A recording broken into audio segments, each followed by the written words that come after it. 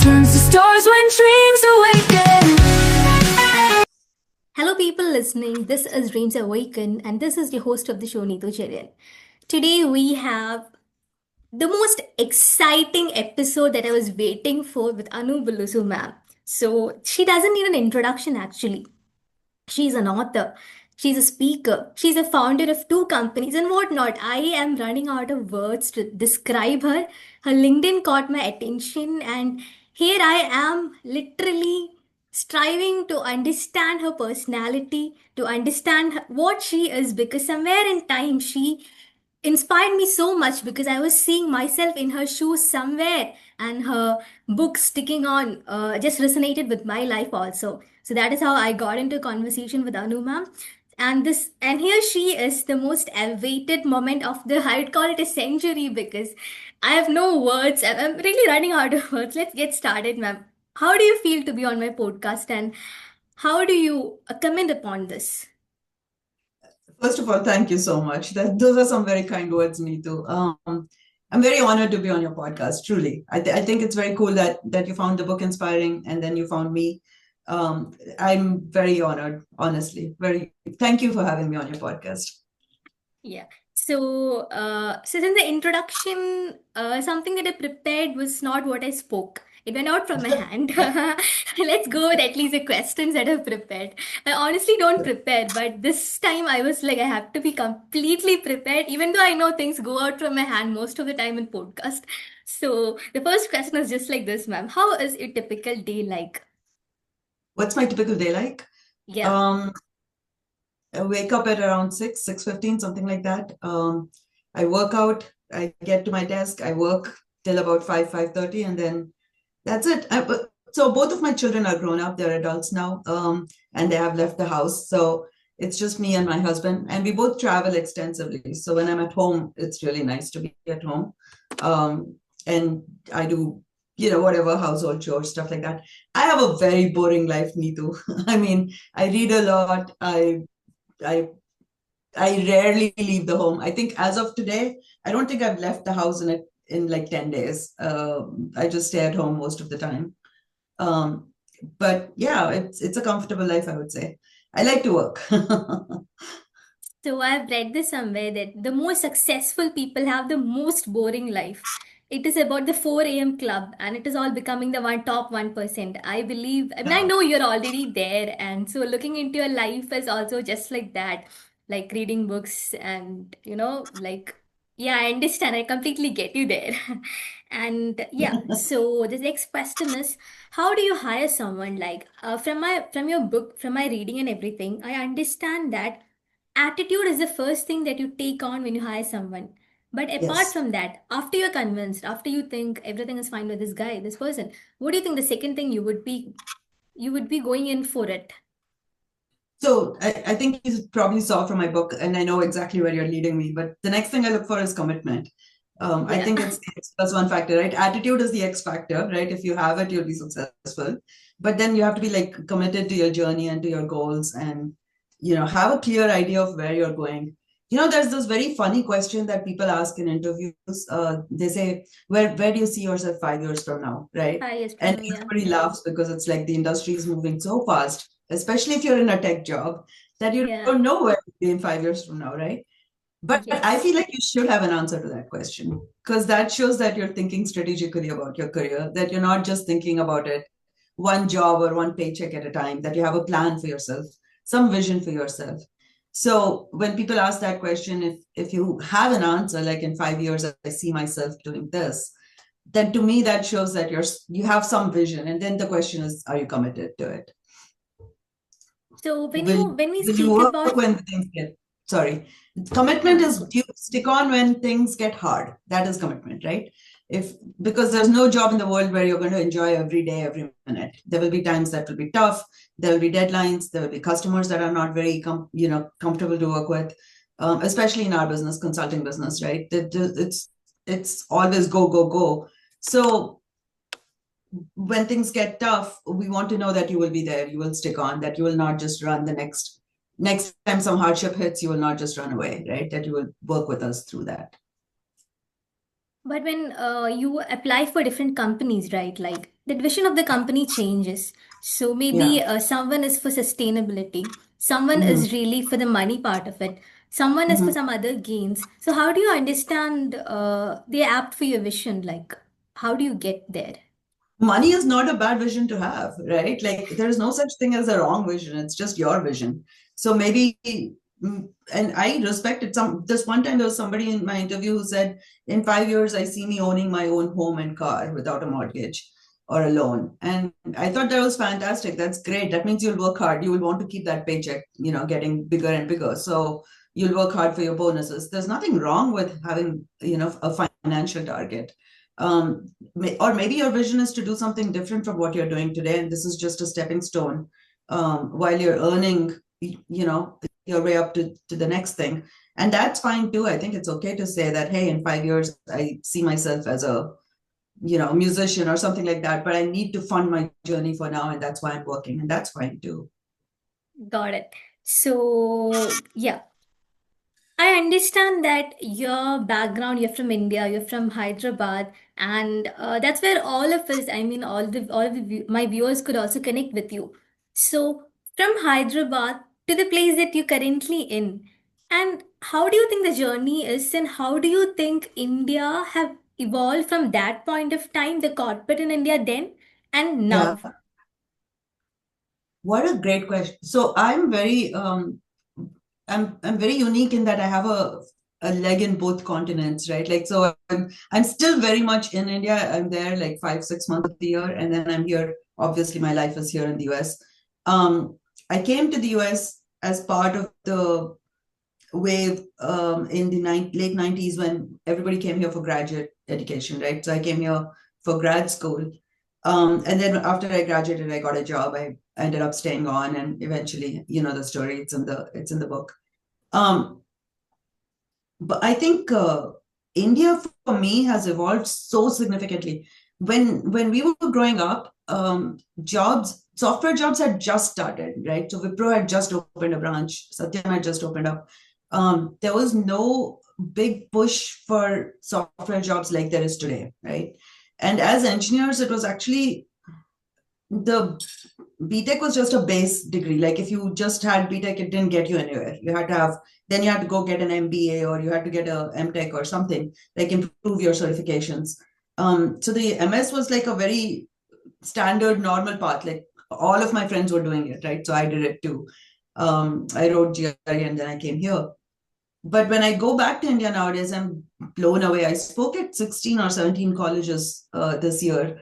And everywhere that I went, they had an entrepreneurial cell. And the questions that the students were asking me were just so fascinating because they were asking questions about, you know, corporate structuring and debt structuring. And they're not questions like, how do I start a company? They're questions that are far more advanced than that, right? What is the right point to dilute? Should I be going after venture capital or do you think I should continue bootstrapping? Like the kind of questions they were asking me were just next level. And I got to participate in a few conferences when I was promoting the book.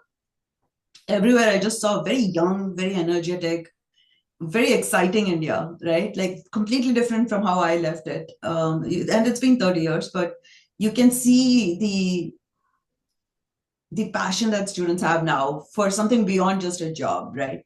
Like a lot of times they're looking for jobs, but they're also looking to do like you are with this podcast. They're looking to make a mark, create an impact. It's an exciting time. I think India's definitely in the right place, right time, right now.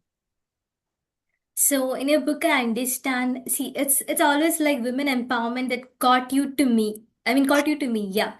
So in your book, it's always sticking on. It's sticking on with what you have right now. It's always messy in the sender, but it's always Yeah. like sticking on until you figure out a path.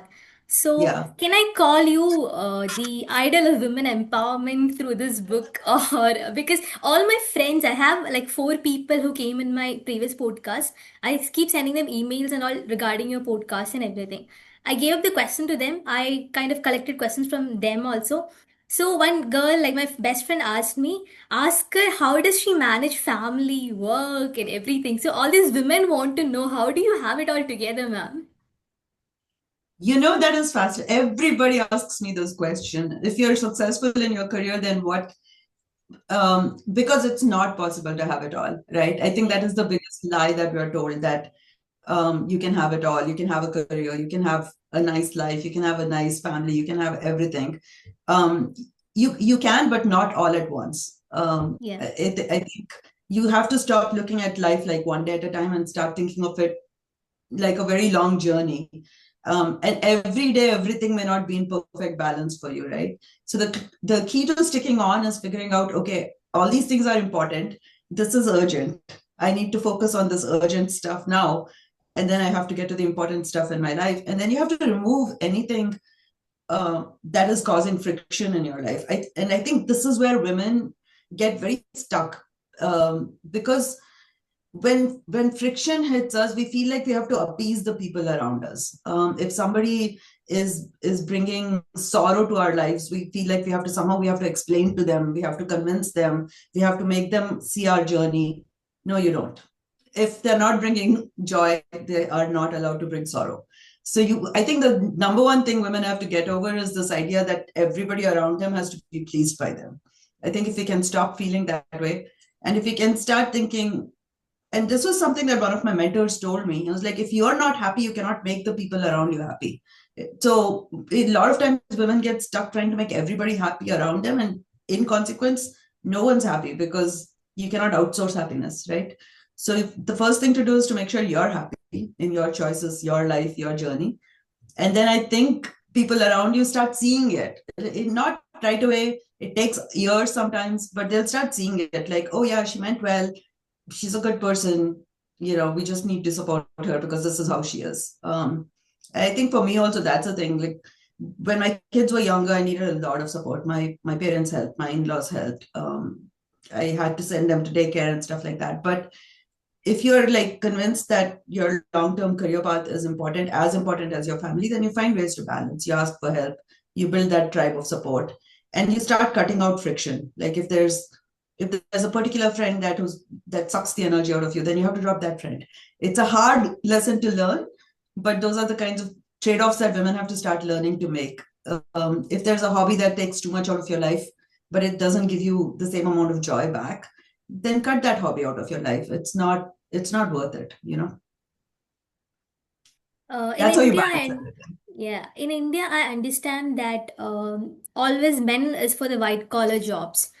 And when you're actually from a not so well-to-do city in India, the women around you seems to discourage you. They need tends to pull you down, whether it be family, whether it be a perfect age for marriage, whether it be the so-called maybe the arrogant girl over there who's career focused. And even if you're too focused, I don't think you are acceptable in your in-laws' house because they need Hmm. a bahu, the perfect bahu. Yeah.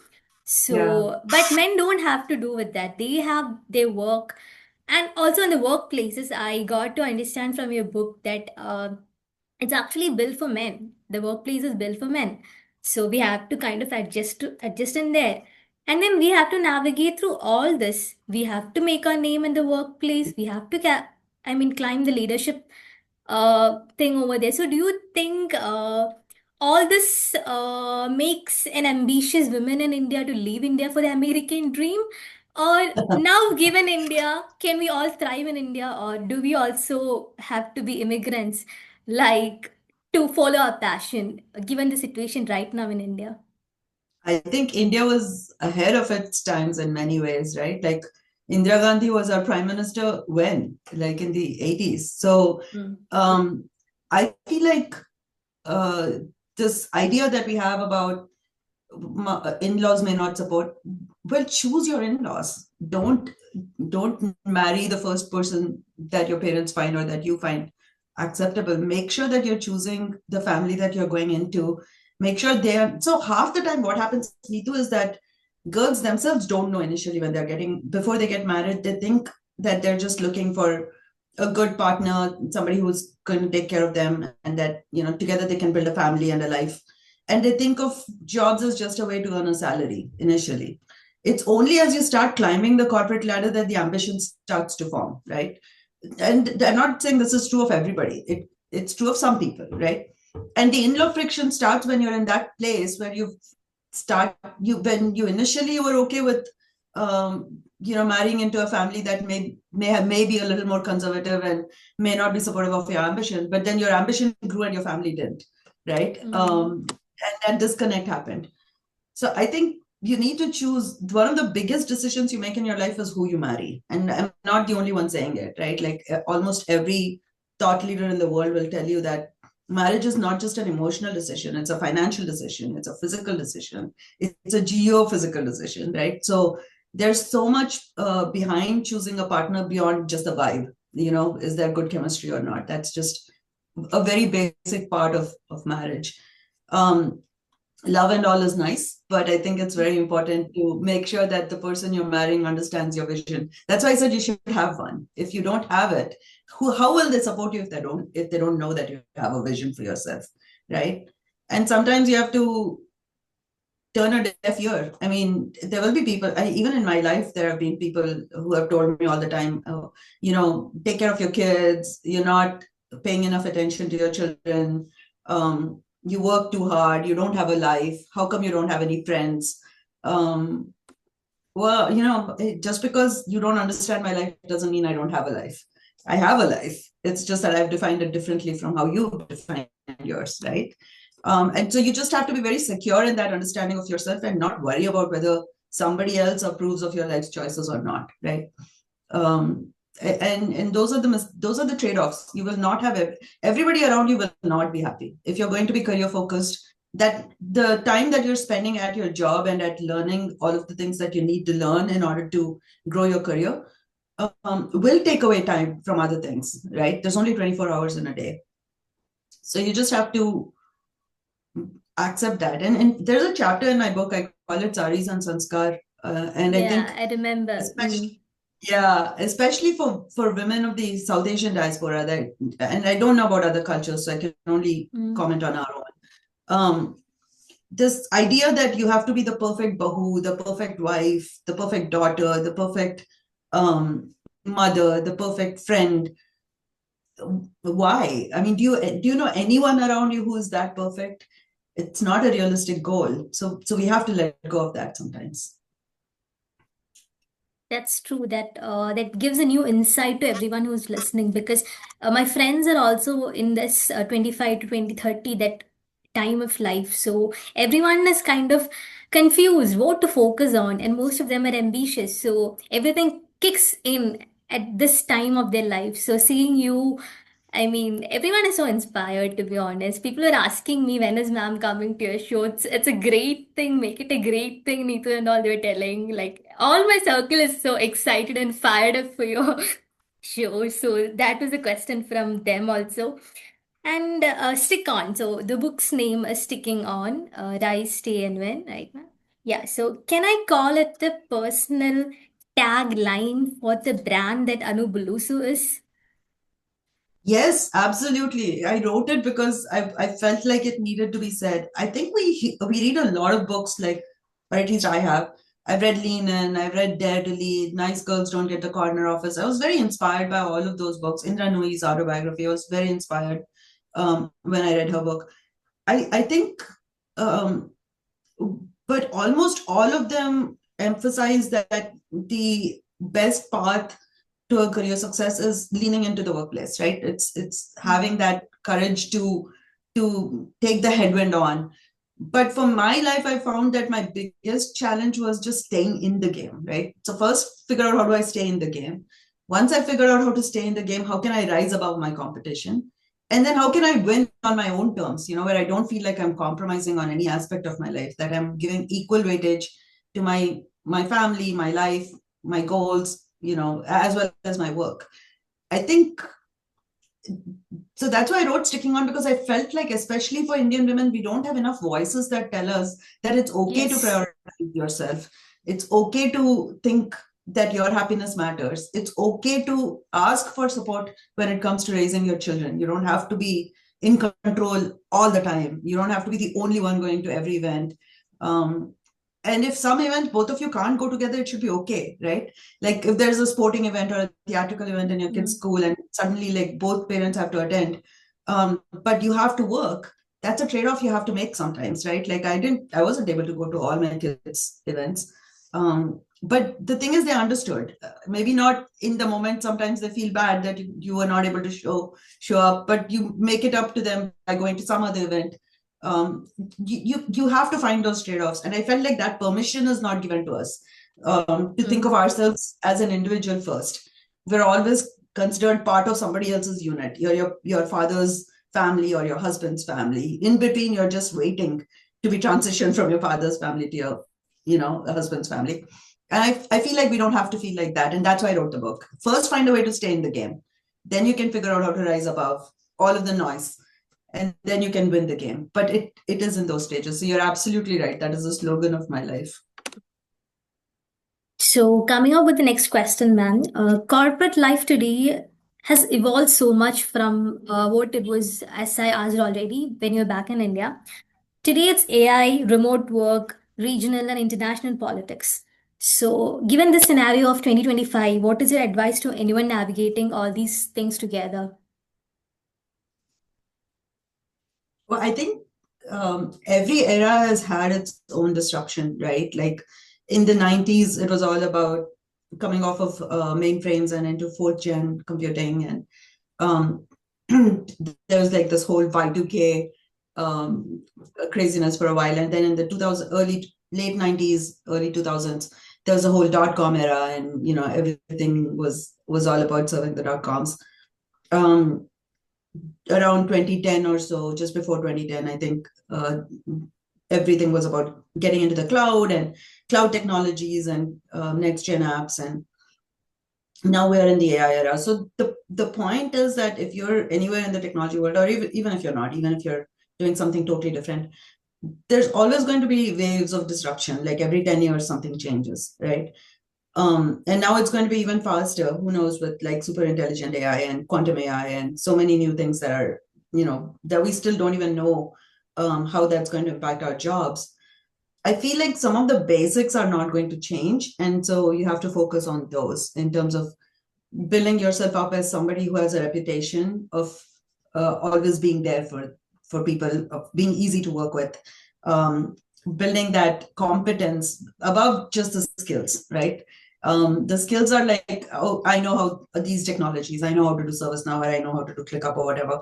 But competence is basically understanding what is a business problem you're trying to solve, and knowing how your technology or your role supports the solution for that business problem. I find that especially in India, especially for the younger folks who just, entry level professionals, they don't pay attention to the business process behind the scenes. They get very caught up in this idea that I know this technology, this is a technology I want to learn, or, I used to be very shocked when we first started ServiceNow practice in India. Everybody used to say, oh, I just want to be a Java developer. And why? Why do you just want to be a Java developer? The world is moving on, right? So it's like very important to let go, especially when it comes to technology, let go of things and be open and willing to learn new things all the time. You have to constantly reinvent. So my advice to people who are starting their careers now, or are in the early stages of their career, is look behind the job. Why does your job exist? What problem is it supposed to solve? The software that you're building, who is it for? Who's going to use it? Why are they going to use it? It's not just, I know how to write 5 lines of code. It should be about, this is how my users are going to use this product. How can I make this really easy for them to learn, understand, adapt? That's where you need to start putting your energy, because no matter what technology you use, that underlying core skill, that competence of understanding your end user will never change. So, do you think today there was a discussion about MBA being important or not? All over LinkedIn, spilled over LinkedIn. So, what does it take on that, ma'am? Do you think an MBA would help a person do that, or to understand It the depends business? why you're getting an MBA, right? Like lots of times people get an MBA because it's a thing to do, right? You have to have an MBA. It's a FOMO. All my friends have an MBA. I should have an MBA. Well, let me tell you, I founded 2 companies. I've invested in more than a dozen others. I don't have an MBA. So having an MBA is not about having a certificate or a degree or whatever, it should further what you're trying to do in your career. Let's say you get an MBA in HR because you want to become a human resources professional. That's awesome. That's a good thing, right? But if you're a technology professional, you go in and you get an MBA and then you come back and you continue to be a technology professional, then I don't know what that MBA did for you. Maybe I'm wrong, right? But I always tell people, don't collect certificates for the heck of it. It should further the game. If you're getting an MBA, you're putting aside a couple of years of your life, preparing for it, studying through it, graduating, then looking for a job again once you graduate. It's a significant capital outlay. Getting an MBA is not a cheap thing. Then be sure about what the next step is that this is going to enable. You have to be able to capitalize the MBA. But today, we see this LinkedIn gurus and everywhere. Everyone says keep showing up, keep posting your certifications online. Even at some point, I felt that was needed. But after some point, I felt that is not leading me to the place that I want to be. One certification can help me reach somewhere to understand the stuff, but having a couple of them won't help me like showcase my skills too much. But rather than like connecting helped me a lot, like the way I could get a response from you, the way I put out Yeah. Dreams Awaken podcast. So how do you think networking skills, everything like fits in this generation? How much is the priority that you would give to each of it? People are always very confused about networking. They think social networking is networking, and it's not. It's broadcasting. If you're putting something on your LinkedIn, you're just broadcasting to the world that you got something, right? Who's connecting with that? Your friends that you know in real life will go and give you a thumbs up, right?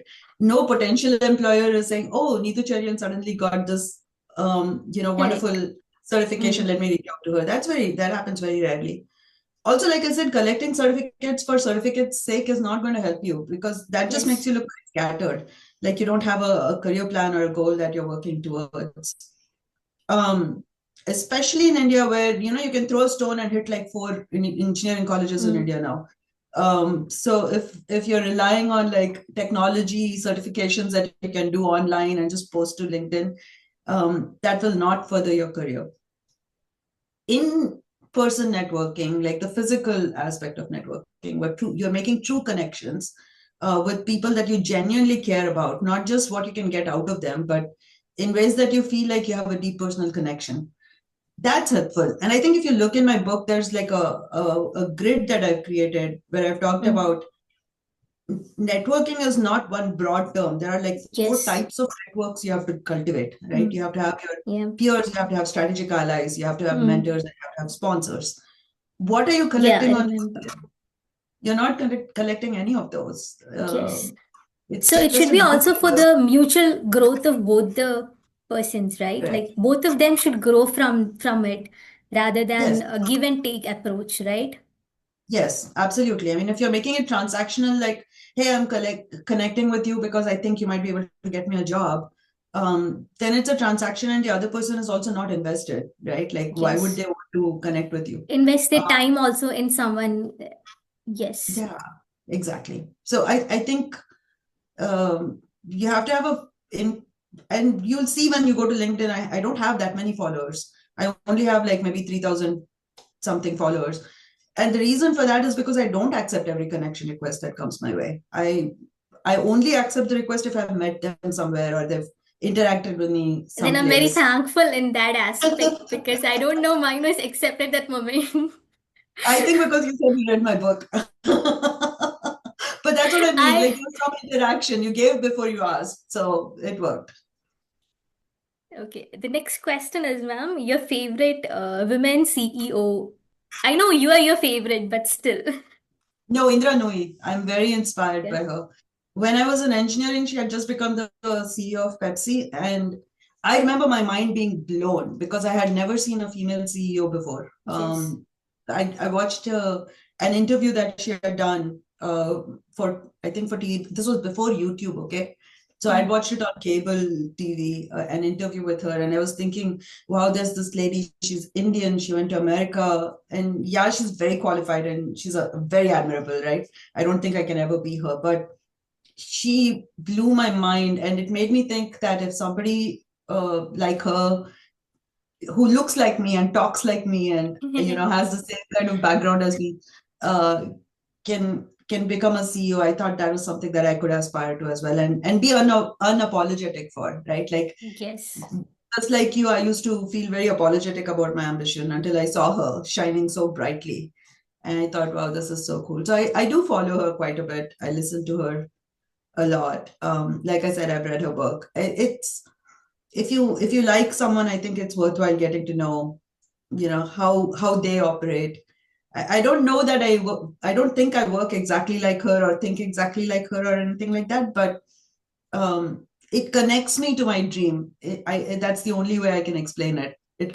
Knowing that she achieved her dream connects me to my dream, if that makes It's sense. like for us younger generation, seeing you is the same. Since you could have it all, Oh, we can also have it all. yes, yes. It Because just takes a the little voices finessing. around, yeah, the voices around us are always telling us to be apologetic for dreaming too Mhm. big, for being ambitious. So seeing you, your book, everything is the same for us now. Yes, yes. Okay, Be ma'am. unapologetic. Yeah. The next question is your favorite hobby. Like, what do you do when no one is I love watching? to You read. do all this. I love to read. I read a lot. I'm always reading a book. I listen to a lot of podcasts. I'm and my team teases me because my secret guilty pleasure is watching Korean dramas. So I do that for fun. Okay. But yeah, but mostly I read a lot. I love to read. That I would say that's my number one hobby. And these days Okay. it's a girl gift for me when my kids come home. So I like to hang out with the children when they come home and do stuff with them. Okay. So this will be the last question. I know time went by very fast. So this would be the last question, ma'am. In sticking on, we come across the trifecta code, that is skills, behavior, mindset, and then the X factor, which is attitude for you, and the X plus one factor, which is commitment. So what is your one line comment on this? Like the one line This comment I would like. the one like this is what I wish I knew when I started my career. That's my one line comment. If you look at the trifecta plus the X factor plus the X plus, it took me so long to decode what will help me become successful, right? And that it wasn't any one thing. It wasn't just being the best. It wasn't about being the most intelligent. It wasn't about being the smartest. It's not about being the fastest. It's not about being the most popular. It's not about being the most hardworking. It's about finding balance with these five things, right? Having a goal, being committed to the goal, having the right attitude and the mindset, the skills and the behavior. Um, so yeah, so this is everything. The book is everything I wish somebody had given to me when I was 25 years old. So this is kind of not a marketing pitch that I'm doing, but this book kind of affected me to understand what Anu Bulusu is and what the next generation of women should also be. If you're actually figuring out the corporate career, trying to climb up the ladder and everything. So please do. I mean, I can provide the link in the video in under this video. So please do check out the link in Amazon. It's available there, and this is the author, the international author of the book, sitting with me right now. It is a pleasure to have you, ma'am. Thank you so much for your time. Thank you so much. I wish to stay in connection with you in future also. Thank you so much, ma'am. Thank you, Neetu. I appreciate you introducing me to your audience. Thank you.